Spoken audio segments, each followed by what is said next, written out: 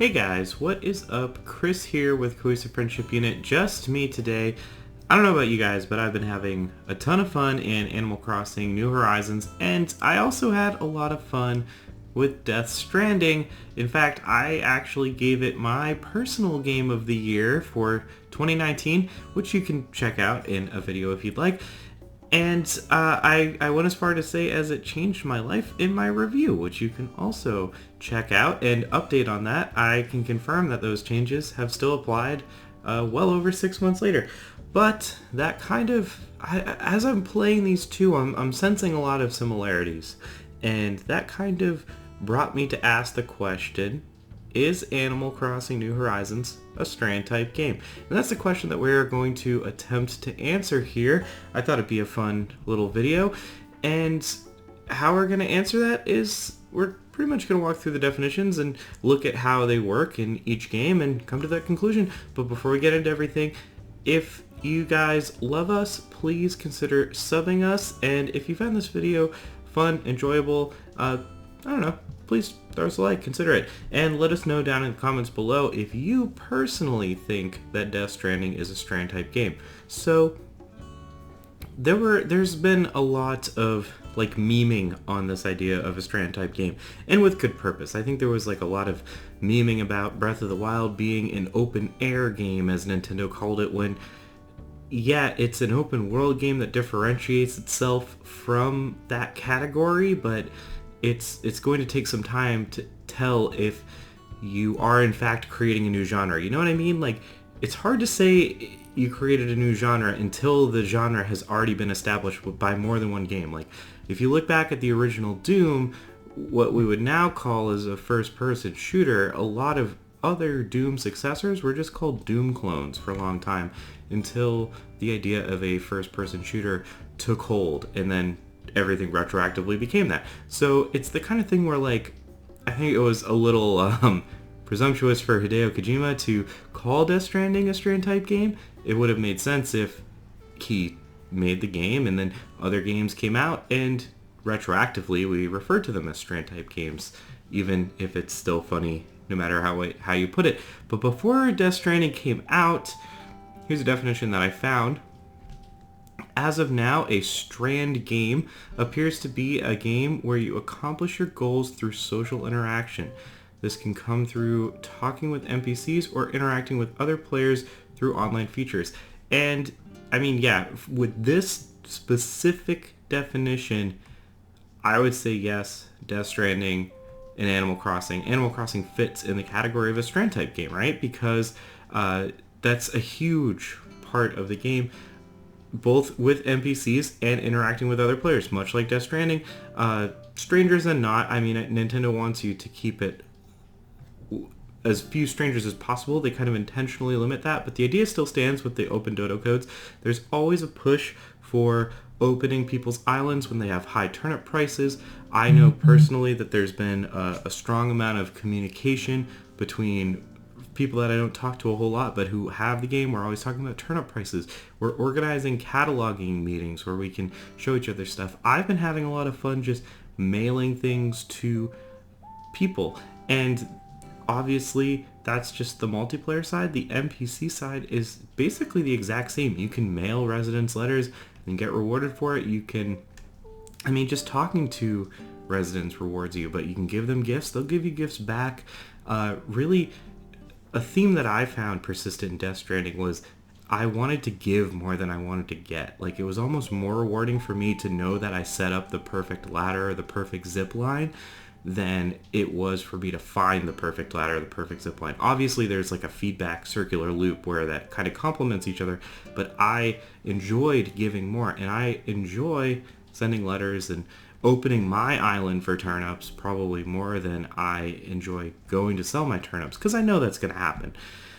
But that's a surface level Strand type genre, guys. Let's go to the depths of the Death Stranding subreddit, where they know what a Strand type game is.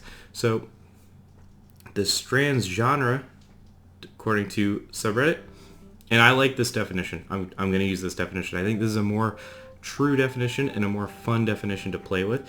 A system within single-player games that incorporates the philosophy of sticks and ropes, with the benefit of ropes far outweighing the benefit of sticks, where the point is to bring people together instead of pushing them apart. I think this definition is a lot more fun to play with, a lot more true to Death Stranding, and yeah, we're going to work with this definition. The idea of Death Stranding and the sticks and the ropes and the very in-your-face metaphors are from a Japanese short story about sticks and ropes. So, Strand type game, single player game.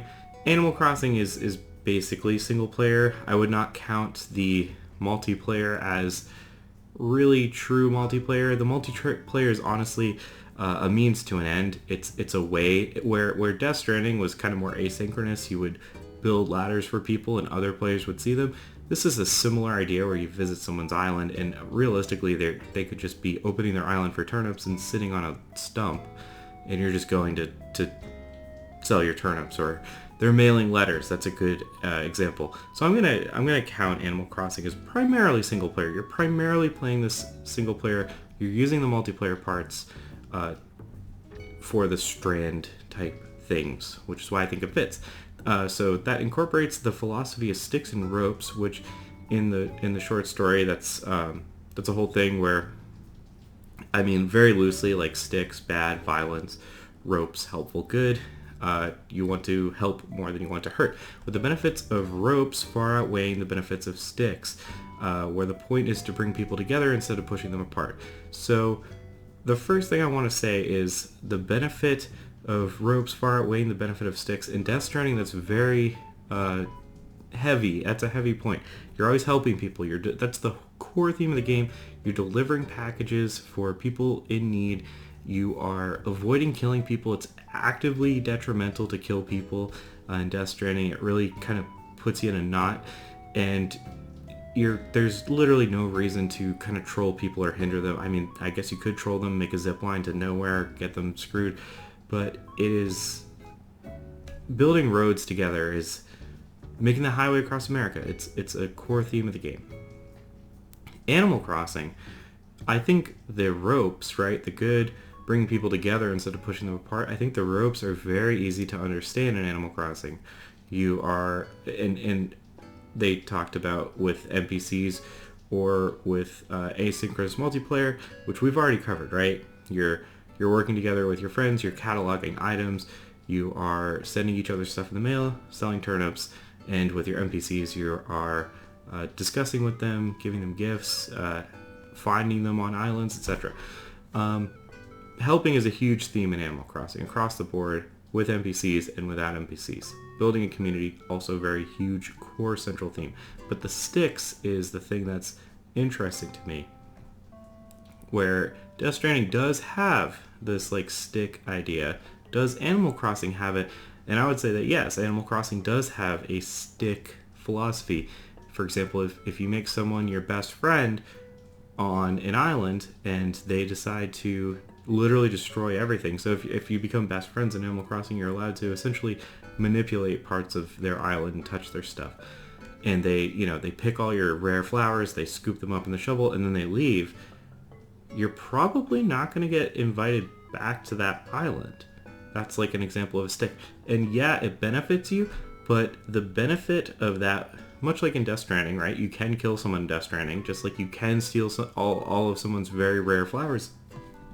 But the benefit of stealing those flowers, it's like the benefit in Death Stranding. Like, yeah, you get that guy off your hand for the moment, but then you have to deal with the corpse. Animal Crossing, you get those flowers, but then you're not going to be invited back to that island when turnips hit a super high price. And on the NPC side, yeah, you can hit them with an axe. You can have an NPC-less island, basically. So, yeah, at the end of the day, is Death Stranding a Strand-type game? I would say yes, but I would challenge Hideo Kojima that this idea of a Strand-type game existed before, and Death Stranding fits into that mold, albeit in a mature, story-driven AAA way, like we really don't see that often. And a lot of people cite Dark Souls as fitting into the genre. I'm not sure it does entirely. I guess that's another discussion for another video. So if you like this, guys, let me know. Otherwise, I'll catch you next time.